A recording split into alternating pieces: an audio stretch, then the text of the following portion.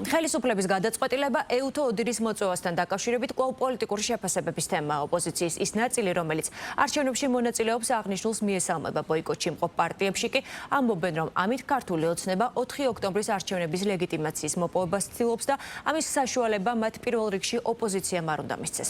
მაგალითად, ნაციონალური მოძრაობა ლელოსა და გახარია საქართველოსთვის წევრებს არჩევნებში მონაწილეობაზე უარის თქმისკენ კიდევ ერთხელ მოუწოდებს.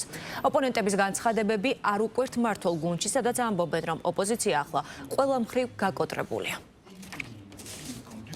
მათ სულთ რომ რაღაც ფსევდო ილუზია შექმნა დემოკრატიული პროცესის და ამიტომაც იწვევენ ჩვენ დასავლურ პარტნიორებს, თორე რო იყოს ახლა რეალურად რა თქმა უნდა ის სიტუაცია რომ ოპოზიციური ამომრჩეველი ნამდვილად აპირებდეს ამ ეგრეთ წოდებულ არჩევნებში მონაწილეობის მიღებას და რეალურად აი მთავარი ოპოზიციური ძალებიც აპირებდნენ, ამ შემთხვევაში რა თქმა უნდა ამას არ იტანდნენ. თვითმმართველობის არჩევნებზე არ ხდება ხოლმე ეუთო ოდირის მოწვევა. რასაც ჩვენ ვისმენთ, ჩვეულებრივი პოლიტიკური სპეკულაციები იყო, იმიტომ ოპოზიციას ზოგადად სათქმელი სალაპარაკო არაფერი არ გააჩნიათ, არის გაკოტრებული, გაუბედურებული. სხვათაშორის მინდა გავიხსენო ოქტომბრის საპარლამენტო არჩევნები და ეუთო ოდირის მიერ წარმოდგენილი დასკვნა.